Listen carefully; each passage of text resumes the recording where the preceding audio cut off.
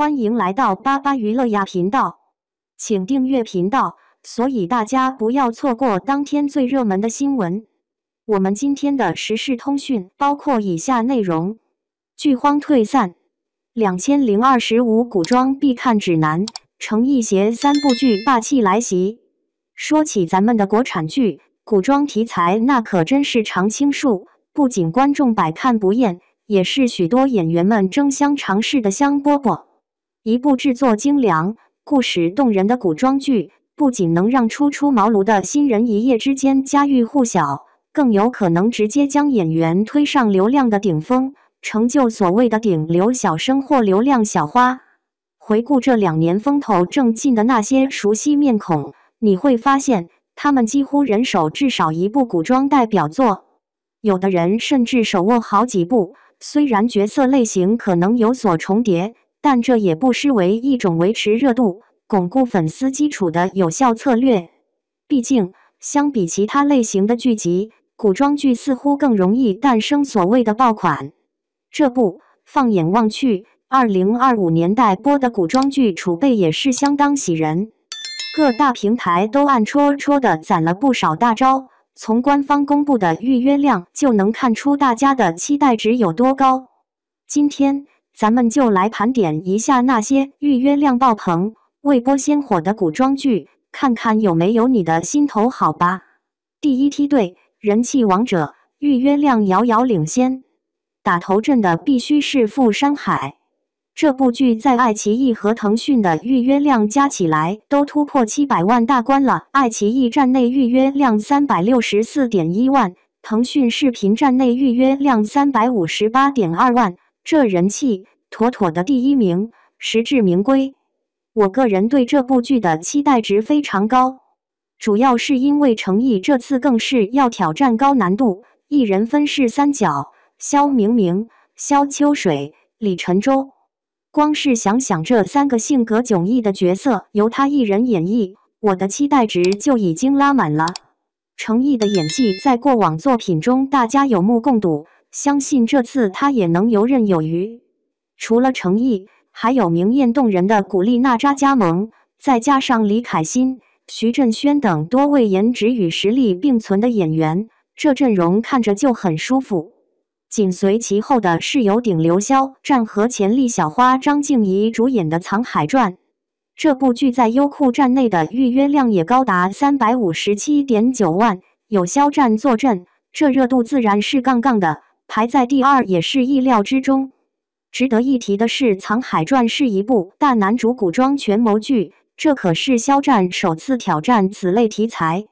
看惯了他仙侠剧里飘逸出尘的形象，这次饰演深沉内敛、背负家仇的智奴，倒是让人眼前一亮，非常好奇他会如何诠释这种复杂角色。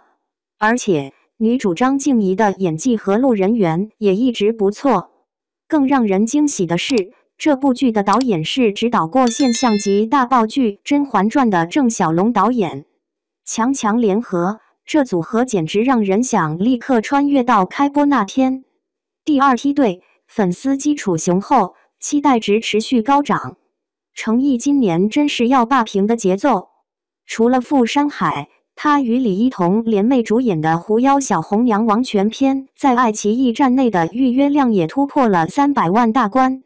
狐妖小红娘》这个 IP 大家都很熟悉了，是根据驼小新创作的同名漫画系列改编的。在王权篇之前，去年杨幂主演的《月红篇》和今年刘诗诗主演的《竹叶篇》相继播出，虽然都掀起了一定的讨论度，但剧情和人设上的魔改确实让不少原著粉感到一言难尽。所以，这次程毅主演的《王权篇》能否打破改编魔咒，给观众和原著粉带来惊喜，就成了大家关注的焦点。剧还没播，一切皆有可能。希望王权篇能真正拍出原著的精髓，不负期待。说到让人意外的高预约量，就不得不提宋祖儿和刘宇宁主演的《折腰》了。这部剧在腾讯视频的预约量达到了287.6万。在没有传统意义上顶流演员加持的情况下，能有这样的成绩，足见观众对这部剧的期待有多高。从拍摄路透开始，这部剧就备受瞩目。送走被很多网友盛赞为天选小乔，灵气十足，而刘宇宁的将军造型也是威武霸气，两人同框的 CP 感更是溢出屏幕。之前因为一些风波，大家一度以为他播出无望，好在今年宋祖儿主演的另一部剧《无忧渡》顺利上线，让折腰的粉丝们又看到了曙光，纷纷表示可以开始期待了。接下来是鞠婧祎和宋威龙主演的《千香》，在优酷站内的预约量达到了225.3万，这个数字也反映出两位主演不俗的人气。除了演员本身的热度，《千香》也是鞠婧祎和宋威龙继古装剧《漂亮书生》和电影《我爱喵星人》之后的第3次合作，这份默契和话题度，相信播出后会吸引不少关注。鞠婧祎虽然常因扮永久妆造受到一些争议，但不可否认的是她的人气一直很高。如今离开前公司，相信她的戏路会更加开阔，期待她能带来更多元化的角色。杨洋和金晨主演的《凡人修仙传》在优酷的预约量也逼近200万大关。说实话，杨洋在经历了之前某部现代剧角色带来的游王争议后，大家对他这部古装新作还是捏了一把汗的。不过，杨洋的古装颜值确实没得说，即便已经33岁，穿上古装依旧是风度翩翩，少年感满满。在如今古欧普难频出的娱乐圈，他的外形确实是一大优势。《凡人修仙传》本身也是个拥有庞大粉丝基础的大热 IP， 播出后热度应该不成问题。最大的悬念可能就在于杨洋这次能否在演技上一雪前耻，用角色证明自己了。第3梯队潜力无限，各有看点。由白鹿和曾舜晞担纲主演的《临江仙》在爱奇艺的预约量达到了191.7万。有白鹿这样势头正猛的当红小花和曾舜晞这样稳步上升的当红小生联手，这个预约量也算相当可观了。这部剧从拍摄路透开始就吸引了无数网友的目光，尤其是白鹿在剧中的妆容造型，有不少既亮眼又颇具新意的设计，让人看了就心痒痒，想一睹正片风采。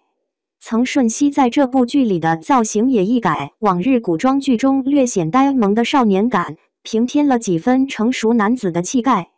白鹿和曾舜晞的组合也算是荧屏上的新鲜搭配，希望剧集播出后能给观众带来意想不到的惊喜。徐凯和田曦薇主演的《子夜归》在腾讯视频的预约量为176.8万。相较于主演本身，我个人觉得这部剧更吸引人的是它独特的志怪题材和极具张力的人物设定。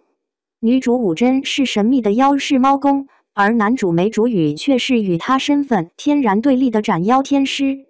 他们各自背负着无法卸下的使命，越是靠近，就越发现彼此间的殊途同归似乎遥不可及。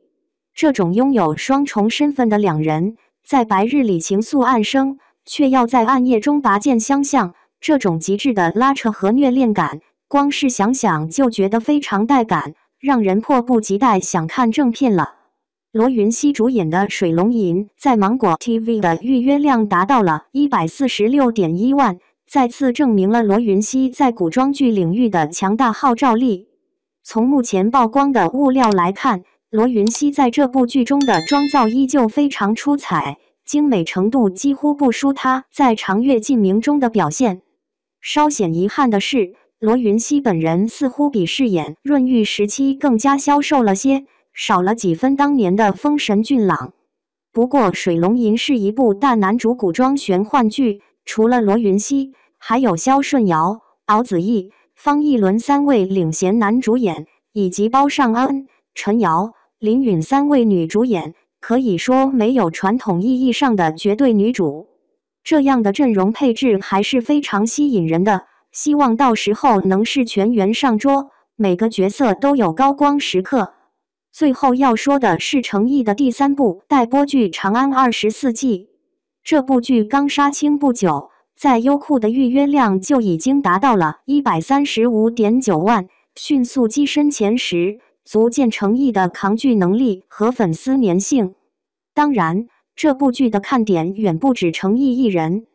他还汇聚了刘奕君、王劲松、倪大红、张涵予这样的戏骨级演员，以及周琦、叶祖新、韩童生、徐璐等多位实力派。光是想象这些演员同台飙戏的场面，就已经让人热血沸腾了。长安24季的题材也不同于诚意的另外2部仙侠或玄幻作品，它是一部古装权谋悬疑剧，受众群体可能会更加广泛。我已经迫不及待想看了。爆款之路，品质为王。